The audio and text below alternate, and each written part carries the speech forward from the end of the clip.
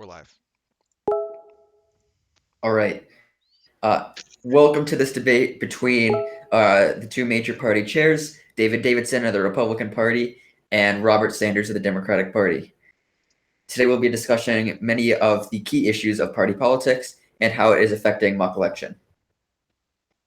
We will start with Robert Sanders, and the question is what will you do to deal with the toxicity in MEC caused by party politics? Well, the Democratic Party, as soon as not only my leadership team was elected, but the leadership team we had under the Felix administration, has always worked to lessen the amount of toxicity in the community. And over the past 14 weeks in my presidency, in the two terms, my second and third term in office, and throughout my term as special advisor to the chair and vice chairman, and now as party chairman, we have worked continuously to lessen the amount of toxicity in the community. And I think that all community leaders, when we meet and deliberate on this issue, we've found that toxicity actually has come down under the Sanders administrations and under my work with the Stevens, under my and Speaker Kenneth Quinones' work with the Stevens administration. We've brought toxicity down and we've brought community engagement and competition up, and that's what we need to continue to do. And my party has continued to do that through increasing the primary system, bringing back a couple of new party institutions, and another number of other party changes that we're going to be continuing to make. That we're going to be you should mute David, mute your mic. That we're going to be continuing to make over the next couple of weeks. And my chairmanship and my term in the Senate is almost all dedicated to making this community a better place and legislating on top of that. And I'm going to continue to do the great work that we've done for that. And we're going to be working with the Fitzgerald administration to make sure that we not only expand the community, but build the foundation that is necessary for expansion. So thank you for that question. Okay. Dave, same question. How will you reduce toxicity from party politics in MEC? You know, there's been a lot of toxicity in Mac throughout the times. This isn't the first time that things have happened. Honestly, I would say that Mac is kind of on easy mode compared to where we've been in some past events. But at the same time, we have to look at this. GOP is the most ideologically diverse party in this country. Our governor, one of our governors, our governor, Henry Terry, is a socialist. Former Representative Stephen Bryant is also in our party. Former Representative Stephen Bryant is not a socialist. He is anything but socialist.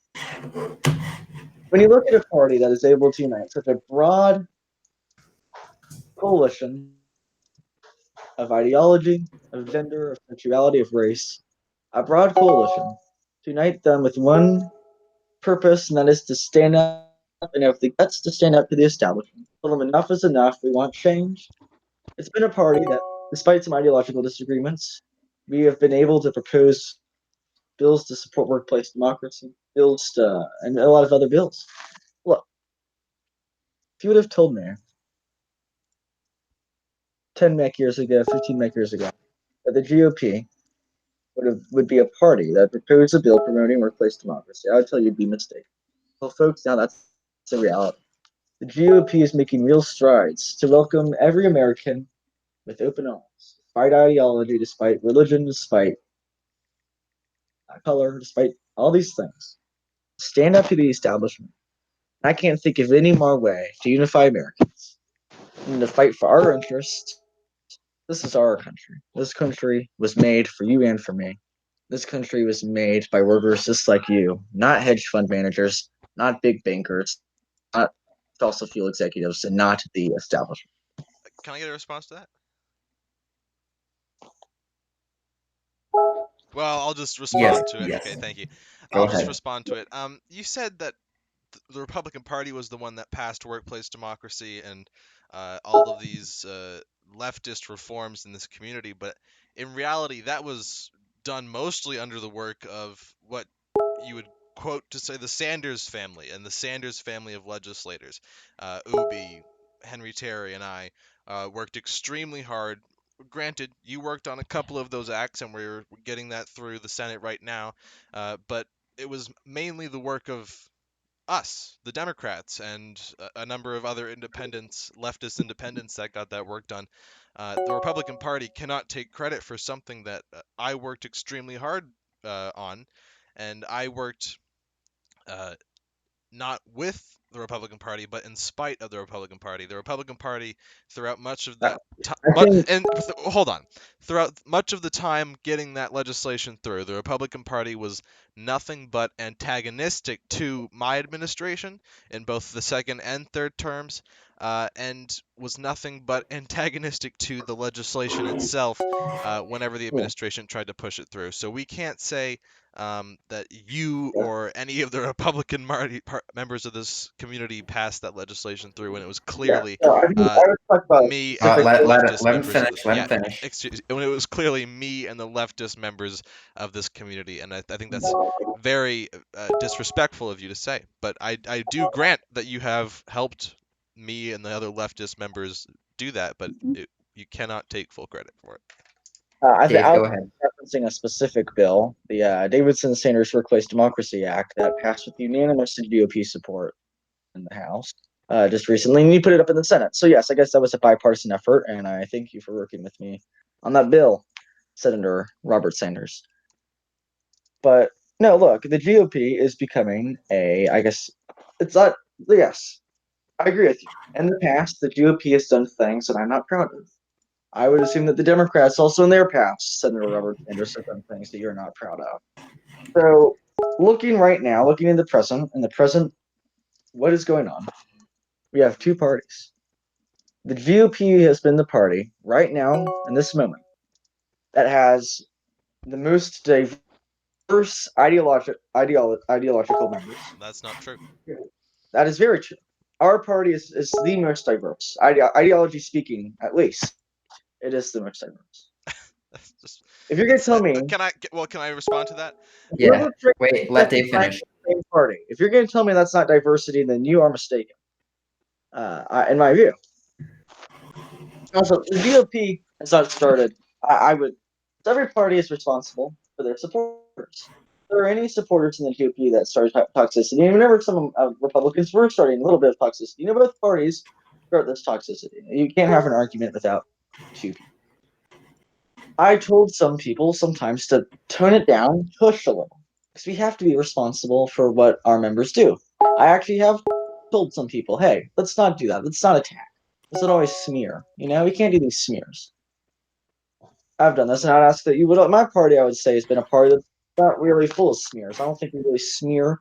I don't think we really. I mean, yeah. So we have our disagreements with your party, but with the toxicity, I mean, I would say again to have an argument, to have this type of stuff, you have to have two sides.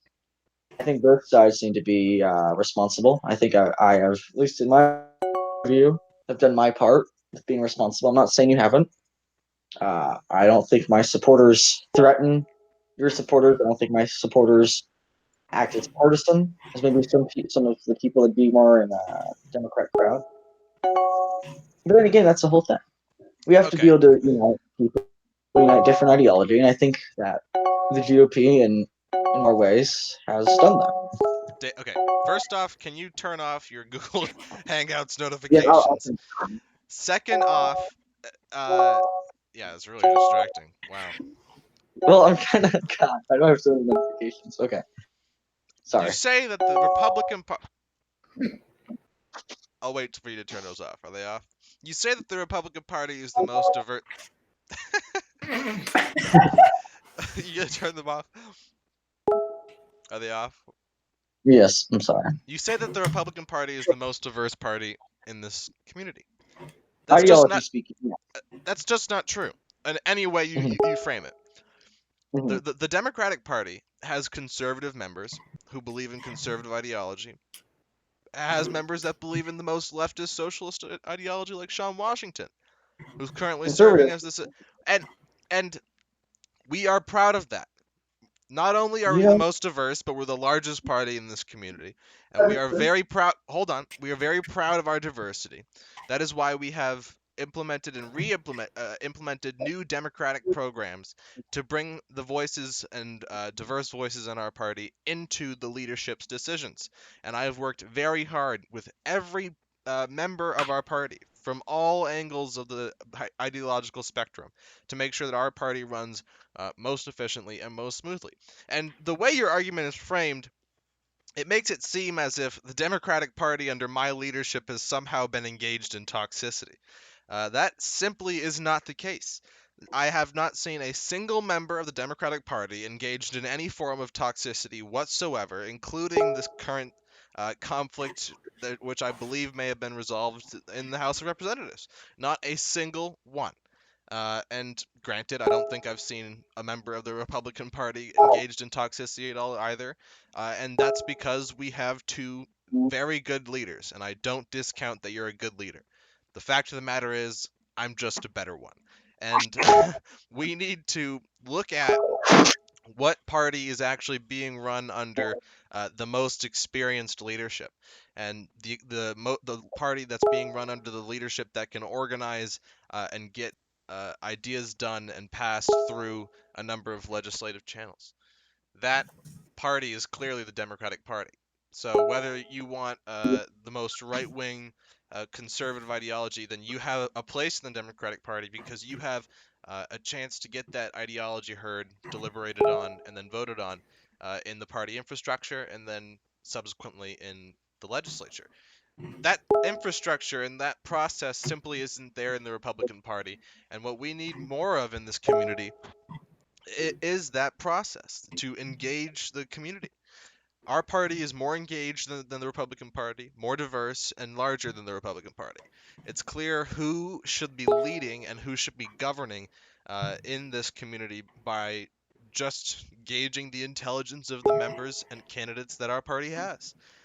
So this idea that we're creating toxicity or um, aren't doing our job most efficiently is just wrong, and we are actually doing it more efficiently, and no amount of rhetoric can change the facts on this matter.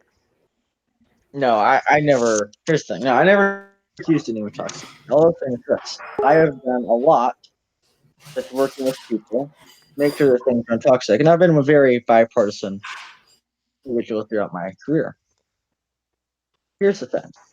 Here's the thing about your thing about the diversity. Now, our party is very more ideological. See, Robert, you like to view things as that anyone that's not, you're a social democrat is right wing. What? That's not The true. conservative party and the party with the conservatives is the GOP. To say the Democrats You just has like say all you're these hold conservatives. on. So you're saying I think that Bryson Pittman is right wing? That's ridiculous. That's no. Okay, Dave, No, do not interrupt. no, I was talking. It was my turn. It was my time. Okay, one person at a time. It was my Okay, time. but he's making a It was really my time. disingenuous claim. It was my time. So look, I don't know who all these conservatives in the Democratic Party are talking about. I don't know who they are. I really don't. I don't think there are that many. If there are, good for you. What the Democrats have done, what the Republicans have done, is we have the most ideological diversity. That's He elected River Trapes as governor of Heartland.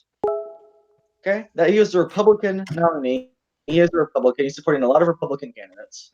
If you're going to tell me that, and we have Albert Faz running for House District 1 under the Republican Party. Okay, we have who else? Wait, we have me, myself. I'm not an ideal. I would say, under the traditional sense, I'm not a conservative, and the Republican Party knows that wholeheartedly. They know it.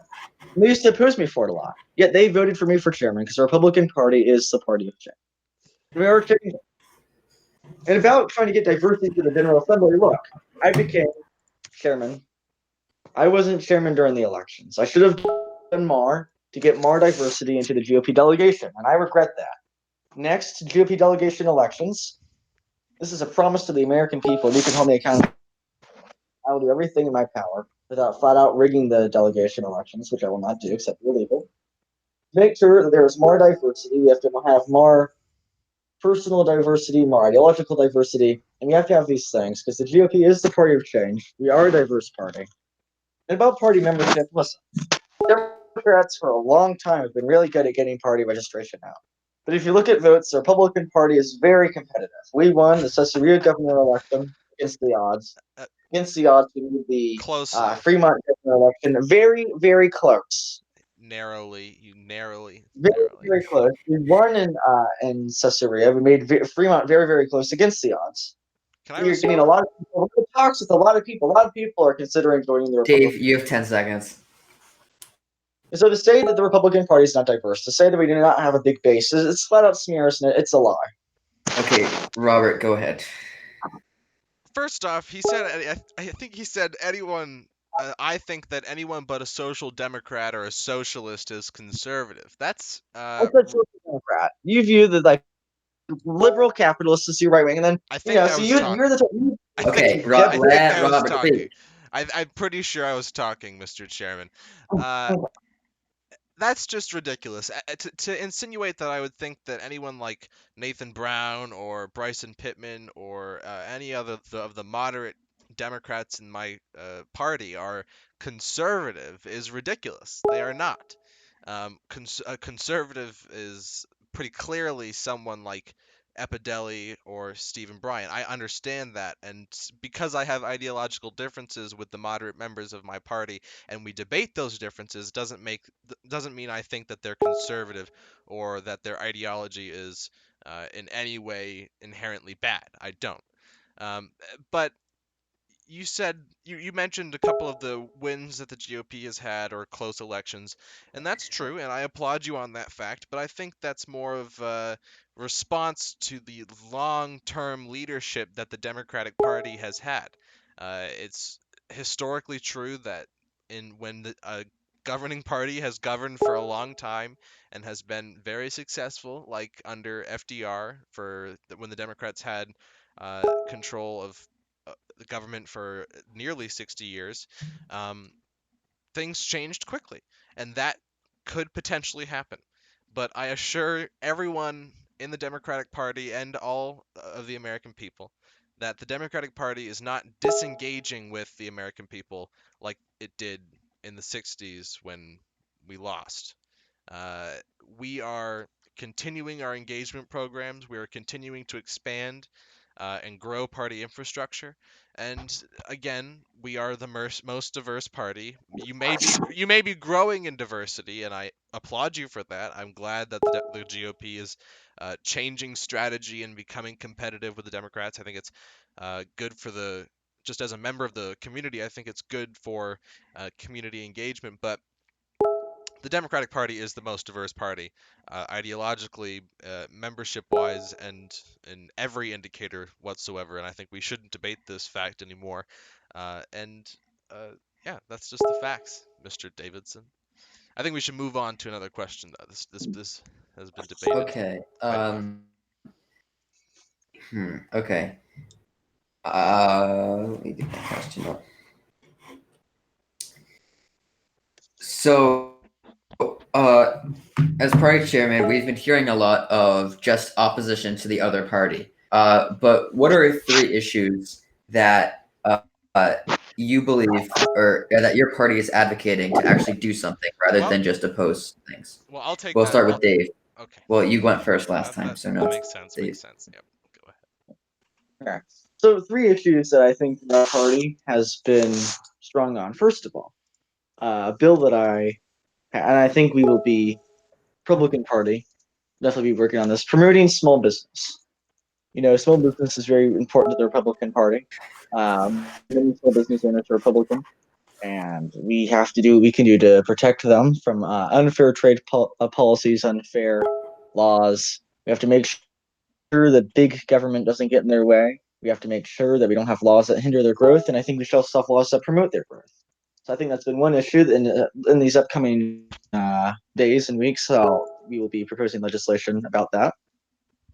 Second of all, foreign policy. Uh, can't get too into detail here, but our party, specifically me, have been working with the administration on a new foreign policy plan to deal with some of the challenges that we deal with. I don't want to get into too many specifics because we have a lot of stuff going on with foreign policy. You can talk to the people in administration about that. They would say, yes, David Davidson has working with the administration. Some of those talks have been hindered because of response to the coronavirus, and the administration is kind of shifting gears temporarily from dealing with the foreign policy that we've been talking about, specifically with China and trade around the world to deal with the coronavirus. But we'll get into more detail on some of those plans later. And a third issue, I'd say Republicans have been really passionate on recently, at least Republican leadership, me, and the House Minority Caucus in general. Most of the members have been working on this bill, making sure that we do not have a police state. And I know traditionally this has been a Democratic issue, but we have a Democratic administration that nominated. I'm not saying this is Robert Sanders' fault. I don't think he would have made this decision. Chairman Robert Sanders' fault. But the current Democratic administration nominated a person to be Attorney General that, in fact, supports the Patriot Act, which was repealed. He supports wiretapping American citizens. He said literally anyone can be a threat. And the Mac GOP, chairman, and a lot of people in party leadership have disavowed this. We said we would have done everything if the Republicans had any seat in the Senate. I would have been lobbying to all of them to make sure that this type of behavior wouldn't go unchecked. He was confirmed. He said some lousy things to cover for himself. It was really sad in my view. But so the Republican Party has been leading in the fight, protecting small business, which will be coming up, and sound foreign policy, and making sure this country is the land of life, liberty, and pursuit of happiness. That includes not having a police state. My turn. Yes. Okay. So, what was the original? Oh yeah, what was the three issues that the party is? First off, the party has not been engaged really in calling out or criticizing the opposition on a number of occasions. The party has been engaged more on fixing its own infrastructure, uh, domestically working on the party so we can grow and expand and in future elections. We haven't really been slandering or smearing the GOP, and if certain specific candidates engage in that, then I totally disavow that. But again, I have not seen that in this election. The three issues that the Democratic Party and members within the party have been working on are healthcare, education, the coronavirus response, foreign policy, and protecting existing programs like the post office under conservative attack. We have been the standard bearers of protecting the post office and other federal programs that need protecting that are essential for this government to run. We've been essential. This party has been integral in responding to the coronavirus in a clear, concise, and effective way that I believe will flatten the curve and make sure that this crisis is handled uh, educated and um, in a good way. I think that our work on education, passing close to universal education and pushing for universal education, and I commend David Davidson for working with me on that, is a huge step forward for the kids in this country. Our healthcare push to get single payer done is still ongoing, but the Fitzgerald administration is working hard with members like myself, Representative Uberfeld and others to pass a Medicare for all type legislation that will ensure that every American has health care in this country, so we can finally end the two-tier system, which I, throughout my entire career, have advocated for that change. We are making big strides in this community, and the Democratic Party, if we gain majorities in both houses and maintain our position in the executive branch, will continue to make these changes in efficient and effective ways that actually get results done for the American people. And I think that the American people should be knowledgeable and know when the opposition takes credit for legislation that members of the Democratic Party had majority worked on. I think that a number of pieces of legislation that my friend Mr. Davidson brought up were actually done mostly by Democratic congressman, but that's neither here nor there. So that's what Well, no, that's what we've been focused on. We haven't to really be fair, we haven't been bring up focused on Okay, slandering. let Robert finish. We have yeah. That's what the Democratic Party has been focused on. That's what we'll continue to be focused on.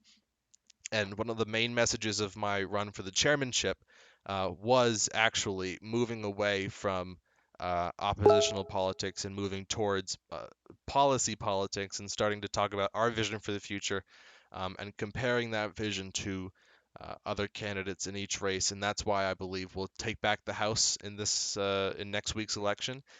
That's why I believe we're going to hold the Senate on April 10th Senate election. And in our next presidential primary, we're going to have a more clear, concise, and extensive primary process that's fair, democratic, and engages the party in a way that we haven't seen before to make a grassroots effort to take back or hold the White House in a landslide margin. The party as a whole is working long hours to organize a mass effort to take back this community and get results done for the country.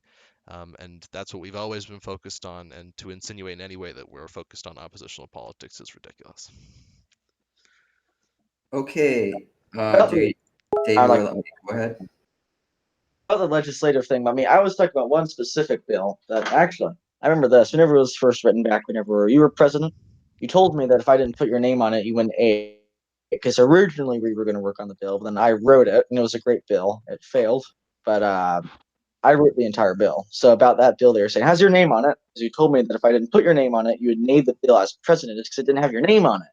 But no, I wrote What bill are you that talking entire about? Davidson Sanders Workplace Democracy Bill was written The entirely by Sanders me. You did not workplace, help the Sanders Davidson Workplace Democracy Bill. That title was changed incidentally. Was worked on by me. You and Senator Riley at the time worked on a separate piece of legislation, and then my administration. No, hold on. Then my administration had then written a different piece of legislation, not even 100% based off of your legislation, that included a more general sense Workplace Democracy Act, and then your name was put on that bill, and now it is being reintroduced for some reason, even though it was passed, with the title Davidson Sanders. So that's the situation going on with that bill. I'm glad that you were able to lie about that and try to create a smear, but that's not what happened. It was never signed. The bill I'm talking about is the bill that creates a grant program for representatives. That bill never passed. It failed in the House. And by a member of your own party led the charge against it. Representative Andrew Dominguez, who's a member of your party, is the one that led the charge against the bill that convinced the members not to aid it. Again, that's a part of our ideological diversity. Mr. Dominguez led a conservative conservative moderate type coalition in the Democratic primaries last time and did well. Right, we can overcome one person at a time. Unite. And so you were mistaken on that. I'm just saying, because that's not what happened there. I think I know what bill you're talking about, but it is a different bill. The bill that I'm talking about, which is I never asked you to put my name on a bill I didn't work on. It might have been in PMs. I'm not going to release PMs though, because that's not that'd be a jerk move. But no, I do recall. Maybe you didn't say it. So I might be mistaken. I do not recall that. I sound like Jeff Sessions here, but that did not happen. You say that. So maybe you didn't. Maybe don't take it at face. Don't take exactly what I'm saying as a fact. Well, it sounds like you're trying to smear me when you just said that you don't want to engage the smearing me. I mean, it's. Well, no, because you've been smearing me. Because you've been saying that I've been taking credit for legislation. But in fact, I was talking about one specific piece of legislation that I do think it is fair for me to take credit for, and that is the bill that I completely wrote. And yet, for whatever reason, your name is on the bill. It wouldn't be the first time you took words out of context. I mean, I'm learning now that you took Attorney General Pittman's words out of context. He never said he supports a police state. You took those completely out of context. I think that we need to be honest with the American people and clear with them when we talk about things so sensitive like that. One person at a time. Of course, Mr. Pittman doesn't support a police state. Do you think that anyone in America can be a threat and then we need to monitor our citizens? Do you think that's a thing for an attorney Do general. I support the Patriot Act? No, but I think that Mr. Pittman's words were probably, I think they were taken out of context. That's at least Well, coming from context, President Fitzgerald himself. let me tell you an exact quote. Anyone, okay, this might be slight paraphrasing, but this is the quote. He did say these Oh, words. right. Literally, anyone can be a threat. We have to monitor our citizens.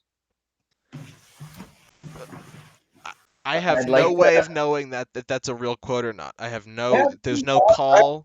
You said that could potentially be a paraphrase. I mean, these okay, words could, and okay. the president of the United States is saying that those are taken out of context. So I mean, we cannot be Actually, I made a post. I naive when think. we mess with Okay. words and Okay. Yeah. phrases such as Listen. this Well, I have with a screenshot. Listen. positions Now, such as the now, attorney general.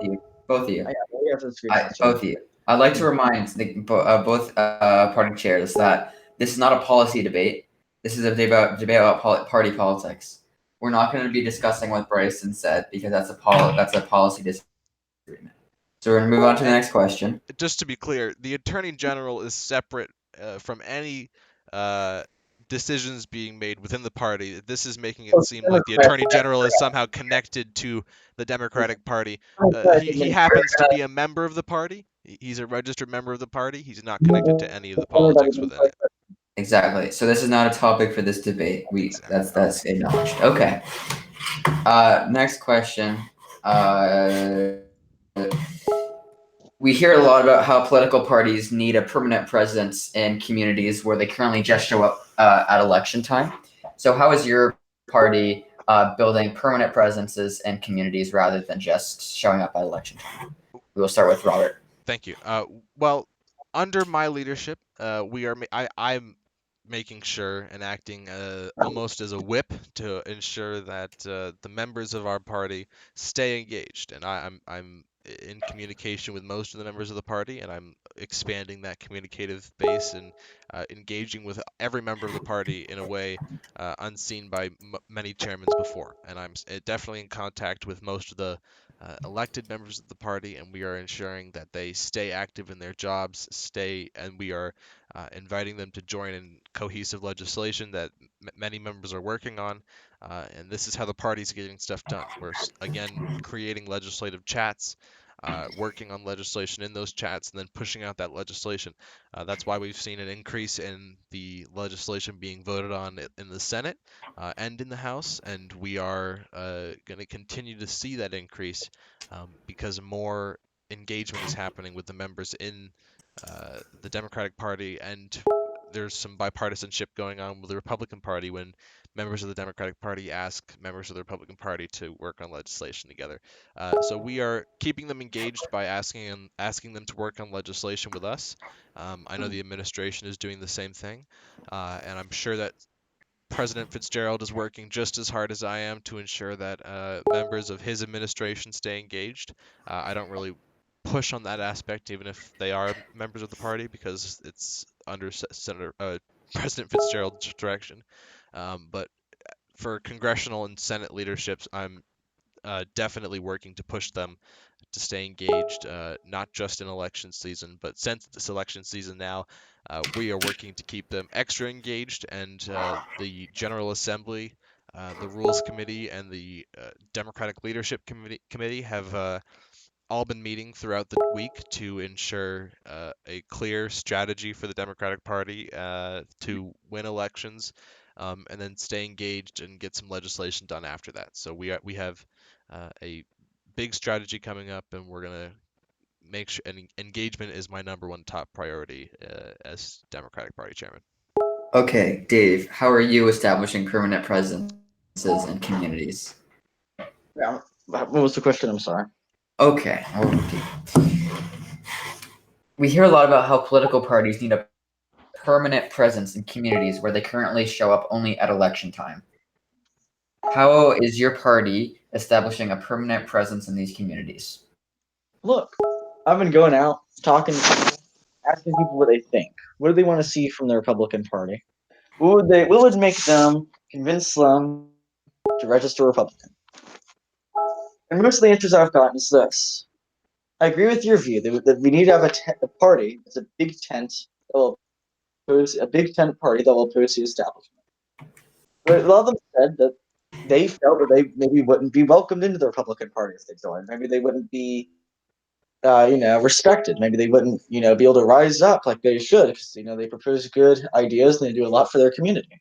But could they do that as a Republican? Visit And I told them, Hawaii, look, home to a the Republican Party is not a party of divisiveness. It's not a party of anger. It's not a party of not being compassionate.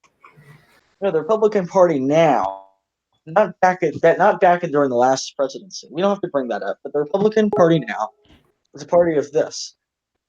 We are all sick and tired of the establishment. There's been one party only that the establishment has been using. Keep the status quo in charge. And you know what the answer to that party is. You know what the answer to that statement is. It's obvious. So what we have been doing is we've been talking to a lot of people, a lot of undecideds, a lot of independents, some people even in your own party. And then a lot of people have either recently registered or strongly considering becoming Republican. And this also has been shown recently in the great election success that we had. A lot of you like to bring up, well, those races weren't competitive. No. Half of them were. And not only that, we overperformed I don't think anyone brings up that they weren't competitive. No, some people did. Some people did. Okay. Maybe you didn't hear it. I did. Okay. And so look, we wanted Caesarea. The people of Caesarea knew we needed change, and they got change. And I think I have faith that Governor Logan Bolton will do what the people elected him to do.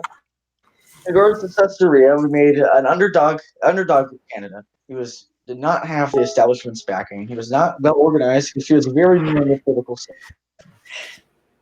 By very narrow margins in a heavily Democratic area. And so yes, Republican Party is being connected. I've been talking to a lot of people, going down the street, talking to people, shaking hands. I mean, I haven't been doing that with the coronavirus. Been very careful, not shaking hands. But that's what we have to do. And we've had a chairman that's been doing that. Just talking with the common people, asking them, what do they want? I've asked a lot of people, what do you want from the GOP? What can the GOP do to be the party of you and your values? Because that's what we have to do, and that's what the Republican Party has been doing. Can you repeat the Okay. question? Oh,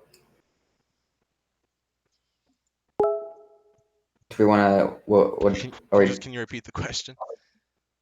My question Yeah. or Dave's? I know. What was the Okay, my original question.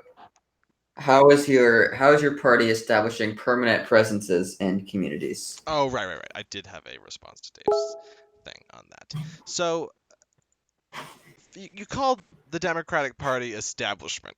You called me, or at least inferred I'm establishment, and I think that No. I don't think you and are, the but members of No, and let him you go. Let him and go. yeah, exactly. Let me I respectfully sat there while you made a couple of disingenuous claims as well, so I think you can do give me the same courtesy for my response. I think that when you call me or the members of my leadership committee or the members of the General Assembly, the members of the Rules Committee establishment, that's a very dangerous claim.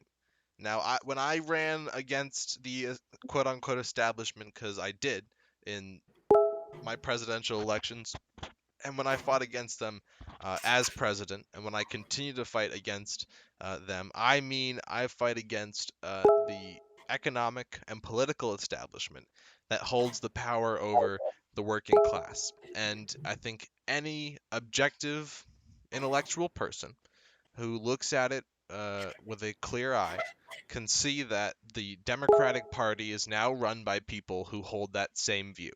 And trying to claim in any way that we are supporting or shielding the economic, political, or social establishment in this country is ridiculous. It's not true. And it's frankly hurtful because we worked, Mr. Davidson, we worked in the same movement. You joined me in my campaigns a number of times. While we had a couple of rough patches in some of those elections, in most of them, you were on my side and you were helping lead the revolution. you weren't a Democrat during that time. Just to be fair. That's true, but I'm still a leftist, and the Democratic Party generally is a left-leaning, center-left party. And the fact of the matter is, it's about the revolution, and the revolution is now in the Democratic Party, and the Democratic Party is helping lead the revolution and continuing to shift the power dynamics in this country, and continuing to fight against the establishment. And members of this community that once supported and shielded that establishment, such as Kenneth Quinones, Nathan Brown, and others, that I did directly call out, are now largely in favor of the changes that I wanted. And as a result of me and members in my staff and a number of people who joined my campaign, we pushed the Overton window in in this community. And now those members that were once a part of the establishment, that were once negatively impacting the community, are making a net positive impact on the community. And we need to recognize that it has changed. We can't be doing that same argument as you just made, and you can in a presidential election, but it's not working for party politics because both of the parties in this community are thankfully not corrupt. There is no rigging going on. There's no election malevolence or whatever you'd want to call it. This is clean elections, and we're debating the issues in Congress and in our elections. So I think it's time that we stop using the anti-establishment argument when debating which party the American people should support. And it's clear that the Democratic Party, and if you want to talk about the revolution and the anti-establishment um, rhetoric in terms of the social, economic, and political power dynamics in this country, then it's clear to any objective viewer that the Democratic Party and the leaders of the Democratic Party are the ones actually leading the charge on changing those power dynamics and have been the ones leading the charge for so long, whether or not the members who are currently in leadership were once independents or not, or members of the Bull Moose Party or not. And it's time to move past that and look at who's winning the power dynamic argument. It's clearly the Democratic Party. Okay. Are we good to move on? Yes. Okay. This is gonna be to you, Mr. Sanders. This is from a anonymous contributor. This is not my words, so sorry if they may sound a little biased. When referring to the transparency in the Democratic Party, why are there 21 members of a mostly Democratic self-proclaimed power ring, and a majority of those individuals are in power? Also, when referring to toxicity, you have said that you don't believe that it has happened. Why did Vice President Kirkman refuse to work with us Speaker Davidson? I'm not speaker. You mean House Majority Leader? Well, that's what the Is anonymous that person said. what was the first part of that question? Something about the lipstick lesbians chat? It was 21 members of a self-proclaimed power ring. 21 members. Uh, I was Yeah. unaware that the power ring had 21 members in it. Well, when I said there was no toxicity, I meant that I think that's clear to anyone that there's conflict in the community and that there's personal and political disagreements in the community. But that's not toxicity. That's not doxing somebody or some of the very hateful rhetoric that went on in the past.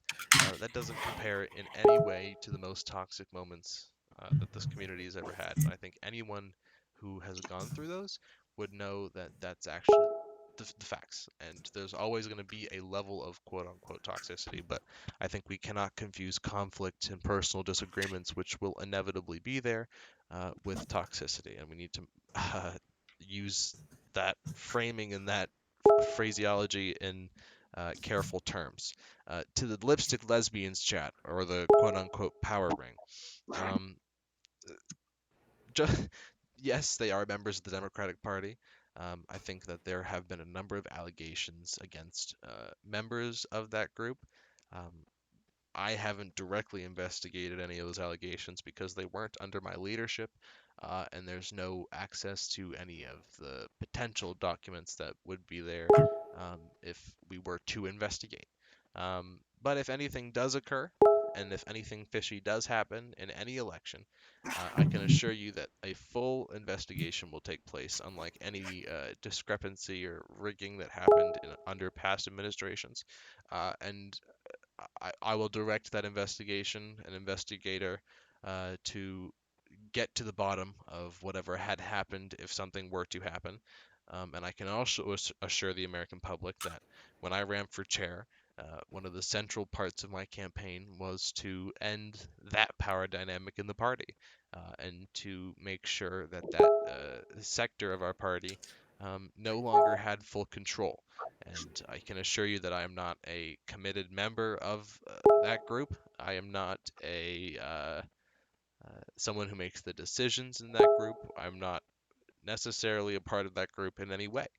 Uh, I'm a part of a different, more benevolent group that it was working for good, and we are not in any way part of that establishment. So I think anyone concerned with the power that that group has in this party can be rest assured at knowing that the buck stops with me, and that buck is not in any way influenced with, or that is not in any way influenced by the power ring. I can assure the American people. Yes, so that is. I wasn't going to bring that out. I really wasn't, because I don't think that Robert is part of that. So, never I'm just about to say, I want everyone to know, I'm not accusing of Robert being part of the establishment, because I don't think he is. When you have a political party, and 21 people is a lot of people in that, that are part of a group that calls himself the Power Ring. Hold on, I And don't know where you're getting this. I'll let you finish, but I don't know where you're getting this 21 people number from. whatever number it I'm is, 6 fairly or sure the 10, lipstick. 14, It's we about don't nine know. people. It's about 9 people 9 that are in people. How the do you part of it? because no, I've been in the lipstick lesbians. I've been added to that chat to be in calls, because I do meet with that group because I'm the representative of all parts of the group. But it's about 9 people in the chat, 5 people in the group potentially, 3 Yes, people making active decisions in that group. They have zero power over the party whatsoever. fair enough. Fair enough. I want to say this though: you do have a lot of influence in Mac politics as a whole. You know, we have people in it. Speaker Kenneth Quinones bragging to me on call how I'm not able to be in it, and how only people are approved. I didn't ask to be in it. He went on this whole big spiel bragging. And these are the people that are in your party, people that brag about their power, people that brag about being in a closed society that no one else can be in unless you get votes from every unanimous member. Is that what we need? I don't think there's. I would be shocked if there were any Republicans in any such group like that. The GOP doesn't have any group like that, because the GOP is the group going door to door, knocking on doors, asking, "What can the GOP do for you? What can the GOP do to make your life better? What can we do for you?" Not these big special interest power groups. The And power ring and the speaker special of power interests, the special of interest, your I will grant to you, Mr. Davidson, that the special interests at one time did control the party. That was unfortunate, and I mean, that was the power and hold on, ring, power Let Robert finish. hold on, institution. that was unfortunate, and it made the institution a corrupt one. I will admit that. I was under attack. I think you forget that most of, actually all of the time, from May of 2018 to essentially now, uh, January of 2020, I have been, or May of 2019, not 2018, to January of 2020. I have been attacked constantly by the so-called power ring, members of the power ring. Um, I don't want to point anything out just yet because I think that needs to be that needs to come out in its own special way. But I've had elections rigged against me by members of that power group. Uh, they've stopped good legislative achievements by my administration for personal disagreements or for me not giving them what they wanted as president. To say that um, the Democratic Party, in any sense whatsoever, is controlled by these special interest dark groups is absurd. My leadership has been about, and even under the Raimundo Felix administration as vice chair, my time in the Democratic Party leadership has been about rooting out that corruption and draining the swamp, as President Trump would say. And we have effectively done it. If I had to put a percentage on it, the power ring, quote unquote, uh, influences about 1% of the Democratic Party politics in the community. And I think for congressional influence, it might be a little more, but it's still only around 15%. Most of that power ring group is out of congressional politics. They've moved on to either the administration, or they're retired, or they're in advisor roles to those elected in office. So I think we can't. We got to recognize that the work that I did as president, the work that granted Chase did as president, has rooted out most of the power and most of the control that that group once had. And it's time that we stop running against that group unless there's a legitimate argument for them being in power. This debate is not the forum for that argument because there's no legitimate argument for them being in power when they simply are not. Okay. Is there any response? No, next question. Okay, next question. I didn't hear you. Oh, okay. I'll say this.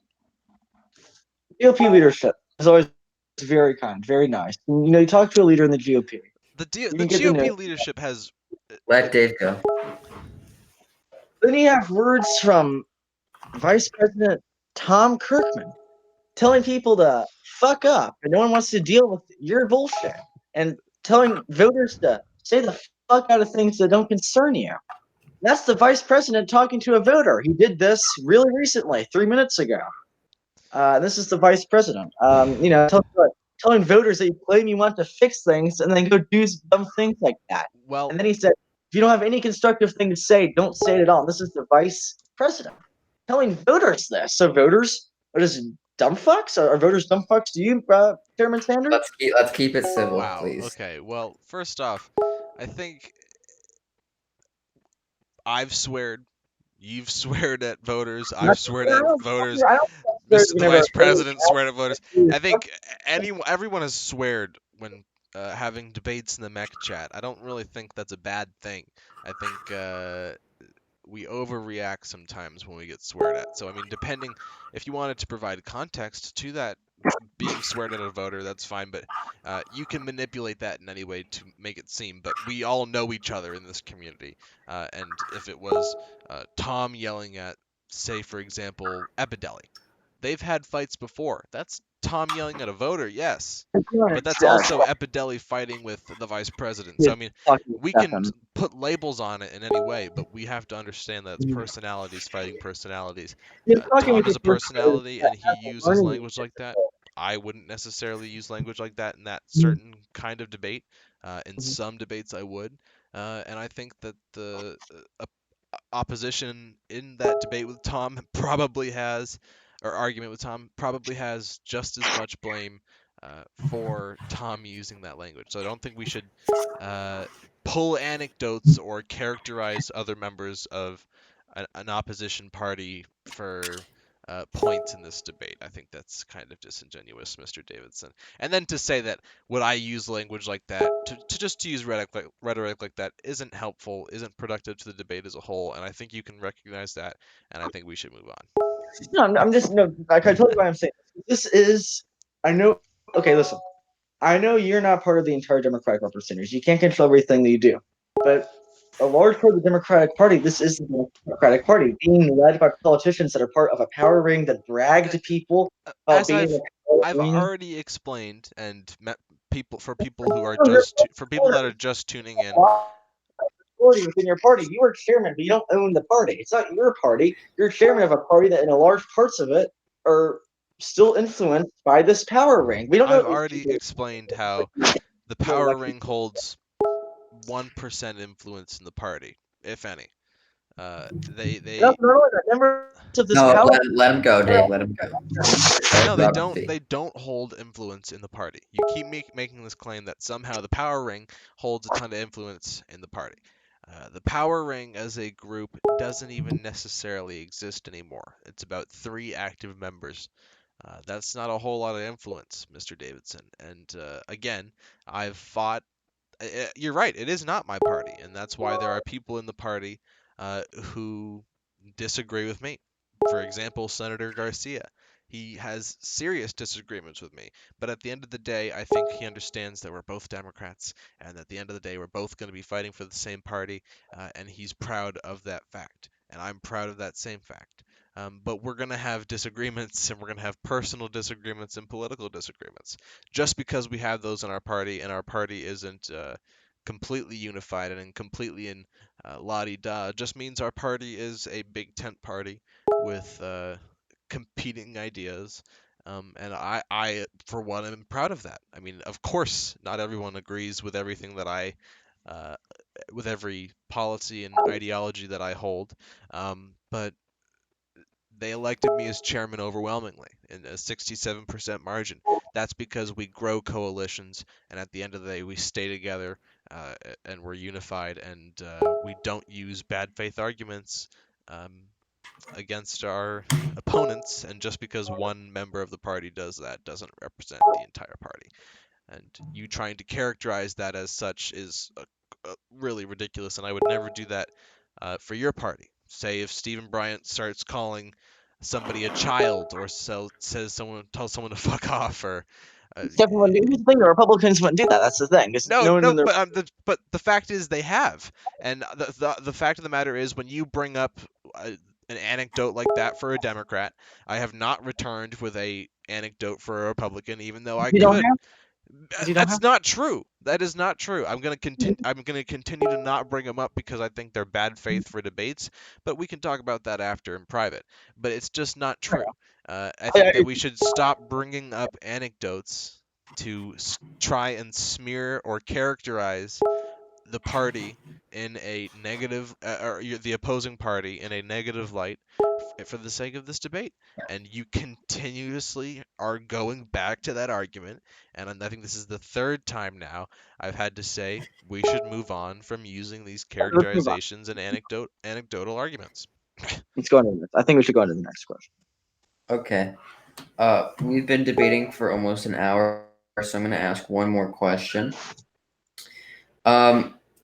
Both parties, both your parties claim to be inclusive and big tent and variety of ideologies. But some members have definitely been pushing that.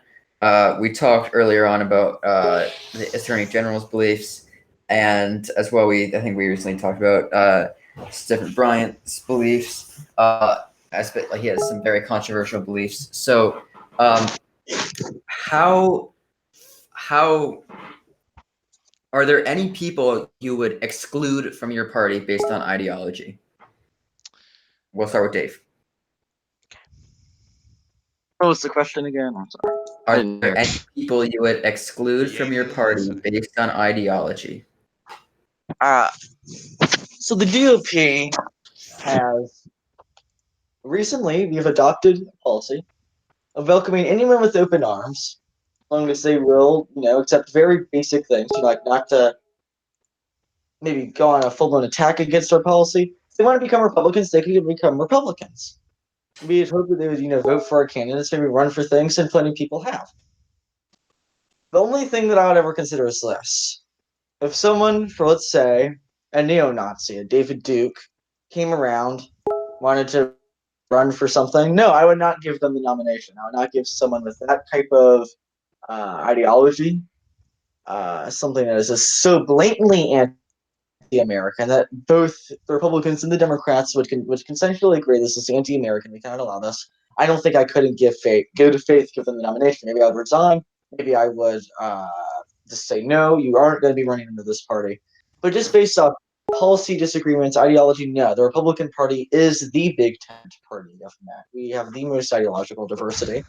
And we are closing the gap with voter registration. We still have some to go, but we have increased in our voter registration. We have increased in the coalition that we've been able to create, the anti-establishment, going after this power. I mean, a power ring. Come on, MEC is better than this. MEC is better than having our own deep state in it. I mean, come on. You're crying out loud. It's ridiculous. The fact that we allow this type of stuff. That parties have been allowing this type of stuff. That these people have been in leadership. It's terrible. That the Speaker of the House is part of this power ring. I mean, that's something to be kind of considered. The Speaker is in a group that has more interests than just doing the right thing. I'm not attacking his character, but I don't have good faith about this power ring, which is definitely a thing. This is not a conspiracy theory. This is a proven factual thing that does exist. To the Speaker's own words, that he's part of it. Okay, So he Dave. admitted proudly that he was part of it. Dave, I'm going to cut you off. We already discussed this, and we could move on. Robert, the question goes to you. Are there any people you would exclude from your party based on ideology alone?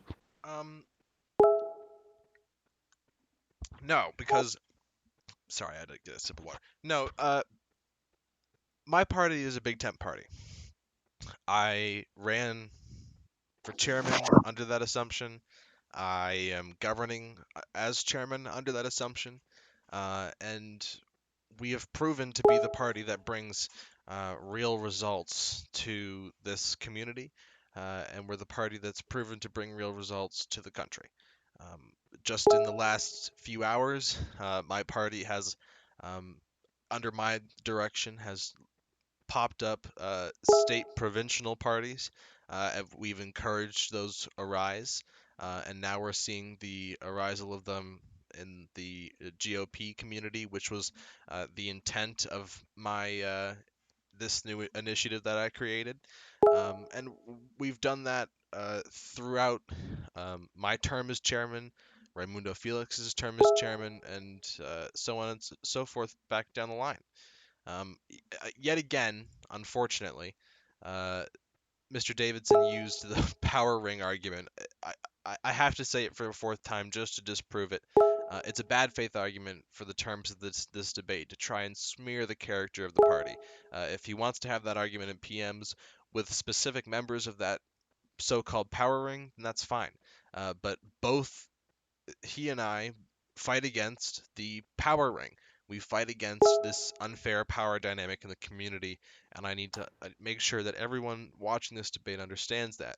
Uh, we both fight for fair power dynamics in the community, and I think if anyone in this community is looking for a party to join and or is looking for uh, or is trying to make that decision right now, it's pretty clear who's running their party in an objective, uh, well-mannered sense, with forward-thinking ideas, a well-rounded infrastructure that creates a democratic party infrastructure. Um, Democratic in the sense of a democracy. We have a democratic way of having each faction of our party speak up and uh, make sure that everyone's voice is heard in the decisions that leadership makes. That simply isn't the case with not only the Republican Party but other parties in this community. They are all run by specific members of the party, and decisions are made by those specific members. And my leadership is about uh, expanding that, expanding the party infrastructure, and engaging the party so it makes it a fun place to be in and an attractive place to join for those who are trying to become candidates for a party. And then once the party is grown and big like that, we have a better chance at getting the independent vote and some Republican votes in elections that we need to win. And that's how we're going to grow our party. That's how we're going to continue to grow a party. And we're never going to exclude anybody for that fact. And I think that is evident in the way Democrats debate against Republicans. You'll see in the MEC chat all the time Republican members like Stephen Bryant, instead of engaging in respectful and clear rhetoric against or an argument essentially against someone who is trying to debate an opinion he has. Uh, he and others call even a moderate member of the community a socialist and refuse to engage in that debate when challenged after making that claim. That's not the kind of debate that the Democrats in this community do. The kind of debate that Democrats are trying to engage in is a thoughtful one that actually tries to get something done for the people in this community, and that's what we're going to continue to do uh, as leaders when we win the House back in this next election, and then when we win or hold the Senate in the April 10th elections. And it's clear to anyone who watched this debate who has the David, most. mute your friggin' mic. Yeah, sorry. Someone just. Yeah, it's very distracting.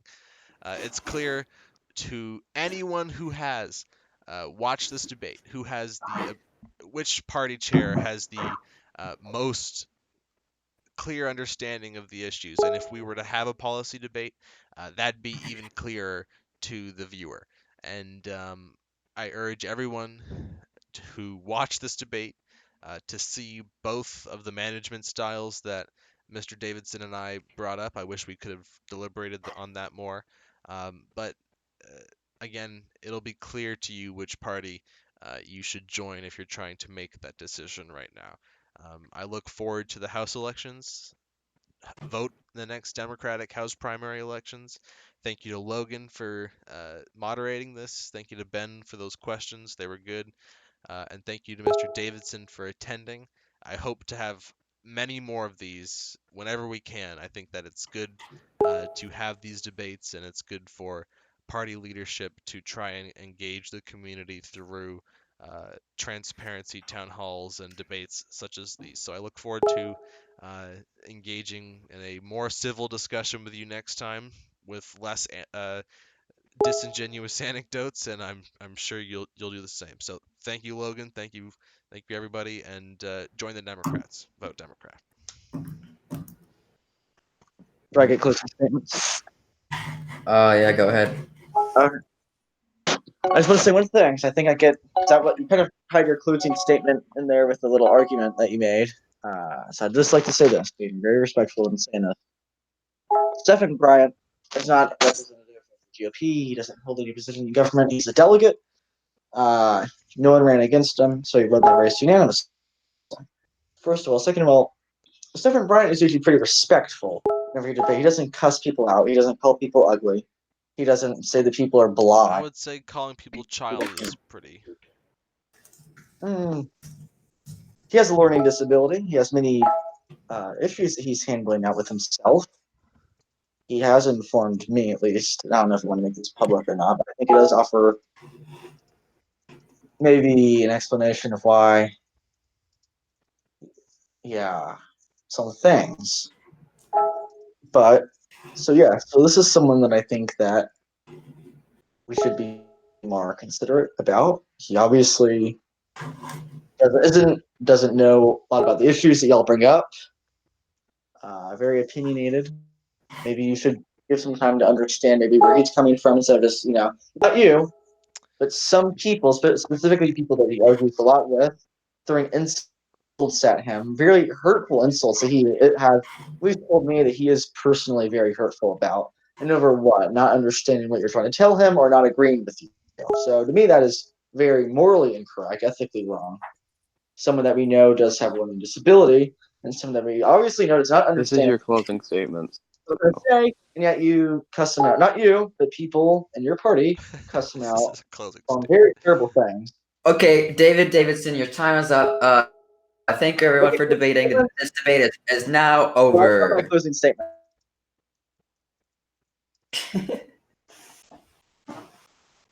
Did he leave? No.